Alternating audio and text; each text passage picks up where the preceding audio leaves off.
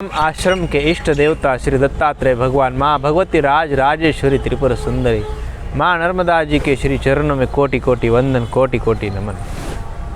आज कार्तिक मास, इस कार्तिक मास में कार्तिक एकादशी से लेकर कार्तिक पूर्णिमा तक की जो यात्रा श्रीधाम आश्रम द्वारा चल रही है, इस यात्रा के दौरान हमने द्वारकाधीश के दर्शन किए।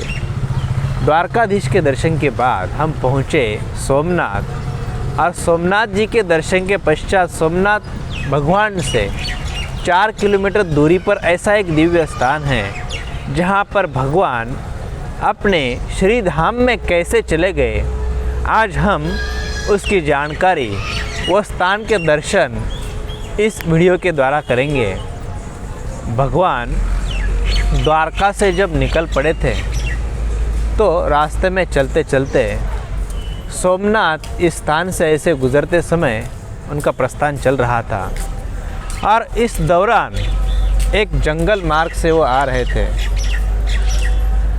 तो आते आते उनके साथ क्या हुआ, कैसे हुआ, वो श्रीधाम गमन कैसे हो गया, तो आइए हम देखते हैं। सर्वप्रथम जिस स्थान पे हम खड़े हैं, इस स्थान का नाम है भालका तीर्थ। और भालका तीर्थ ये नाम कैसे पड़ा, ये भालका तीर्थ क्या है, इस परिसर प्रांगण में क्या है, हम उसका थोड़ा चित्रीकरण करते हैं। आइए।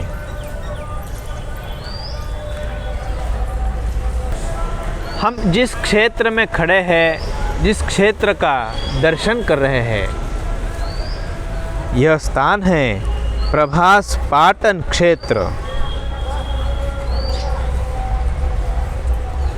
महाभारत में भी इस स्थान का वर्णन आता है। इस स्थान की कहानी आती है कि भगवान श्री कृष्ण जब इस स्थान से कुछ समय के लिए विश्राम कर रहे थे, और विश्राम करते समय उनके बाएं पैर में आंशिक रूप से एक मणि को धारण किया हुआ था, और एक शिकारी की नज़र केवल उस मणि, चमकने वाली मणि, उस तरफ ध्यान आकृष्ट हो गया। तो उस शिकारी का भ्रम हुआ कि यह मणि जो है ये क्या है। उस शिकारी का भ्रम हुआ कि कहीं ये हिरण की आँख तो नहीं है, और इस जरा नामक शिकारी ने हिरण की आँख समझकर उस तरफ निशाना लगाया और बाण छोड़ दिया। तो जैसे ही बाण छूट गया और भगवान श्री कृष्ण के दाएं पैर में यह बाण लग गया, और फिर शिकारी जब वहाँ पर पहुँचा, देखा कि यह तो साक्षात श्री कृष्ण भगवान है, और श्री कृष्ण भगवान को यह बाण लगा हुआ देखकर उसे भी दुख हुआ। उस जरा नामक शिकारी ने भगवान श्री कृष्ण से क्षमा याचना की, प्रार्थना की, परंतु जो बाण छूट चुका था वो वापस तो नहीं आ सकता था।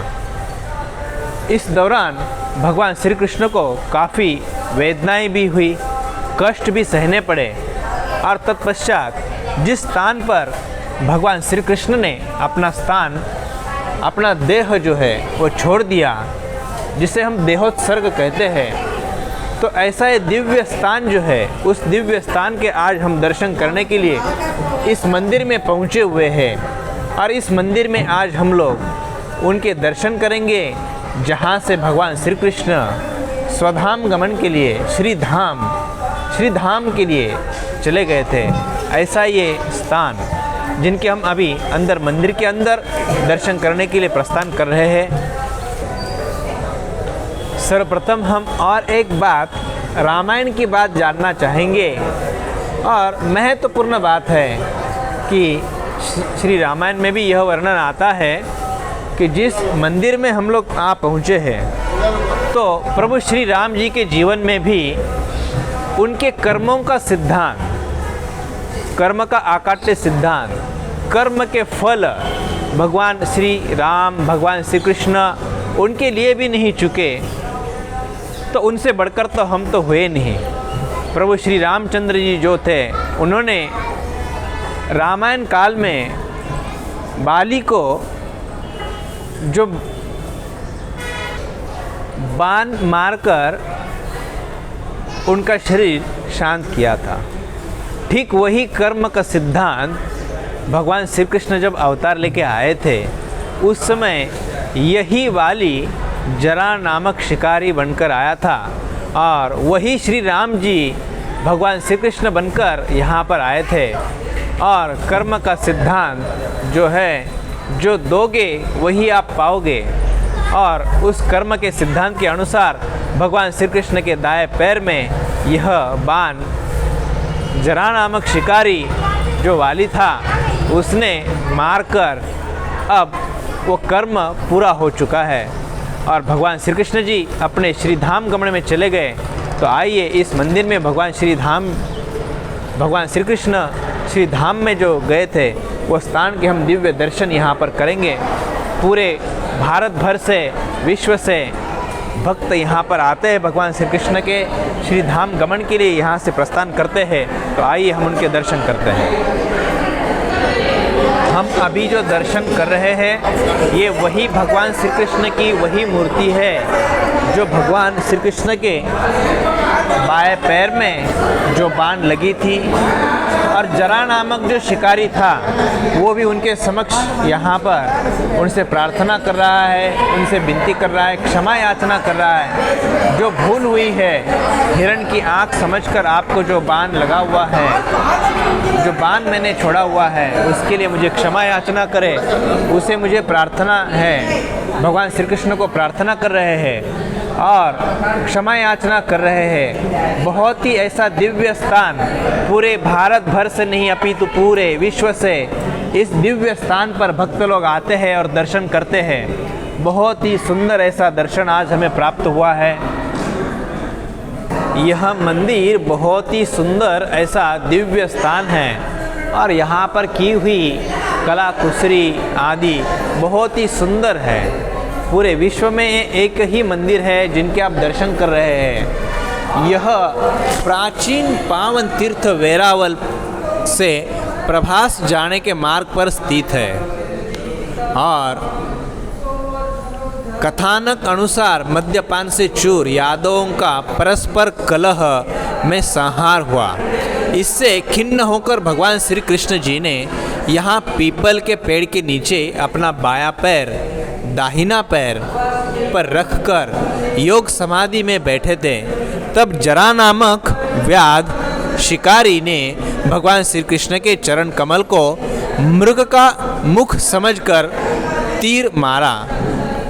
व्याध का यह तीर भगवान श्री कृष्ण को बाहिने पांव में तलह में लग गया। जब व्याध शिकार समीप पहुंचा, उसने देखा कि उसका शिकार एक मृग नहीं परंतु एक यादव पीतांबरधारी पुरुषोत्तम थे। वह भयभीत होकर अपने अपराध से क्षमा याचना मांग रहे हैं। तब भगवान श्री कृष्ण क्या कहते हैं? भगवान श्री कृष्ण जी कहते हैं कि जो कुछ हुआ है वह मेरी इच्छा से ही हुआ है। ऐसा कहकर व्याध को क्षमा कर दिया और अपनी कांति से वसुंधरा से व्याप्त कर निज धाम में प्रस्थान किया। यहाँ व्याध ने भगवान श्री कृष्ण को बाण मारा, इसलिए यह स्थान को भालका तीर्थ के नाम से यह तीर्थ जाना जाता है। इस नाम से ही, इसके कारण ही इस स्थान का नाम भालका तीर्थ पड़ा। और इस प्रकार आज हमने भालका तीर्थ के बहुत ही सुंदर ऐसे दर्शन किए हुए हैं। यह मंदिर बहुत ही सुंदर सुरेख ऐसी कला कुसरी से बना हुआ है। आज हम लोग यहाँ से प्रस्थान कर रहे हैं अभी जूनागढ़ के लिए। जूनागढ़ में जो कुछ ही दिन के लिए गिरनार पर्वत की परिक्रमा होती है, उस परिक्रमा के लिए अभी मार्गस्थ होंगे और फिर आगे आपको गिरनार परिक्रमा के बारे में भी जानकारी दी जाएगी। गिरनार परिक्रमा के दर्शन भी आपको कराए जाएंगे। भगवान दत्तात्रेय गुरु शिखर उनके भी दर्शन कराए जाएंगे। आप इस श्रीधाम आश्रम यूट्यूब चैनल से जुड़े रहिए। श्रीधाम आश्रम से जुड़े रहने वाले सभी भक्तों के लिए, सभी श्रद्धालुओं के लिए, सभी साधकों के लिए हम भगवान से यह प्रार्थना करते हैं, श्रीधाम आश्रम के सभी भक्त श्रद्धालु उनके जीवन में उनका यश, कीर्ति, आयुष्य, आरोग्य, धन संपदा, कुल, गोत्र, वंश पुष्टि वृद्धि हो, उनकी भक्ति निरंतर बढ़ती रहे, उनके जीवन में आनंद का प्रकाश हो, ऐसी भगवान के श्री चरणों में प्रार्थना करते हुए आप सभी को जय श्री कृष्ण। जय श्री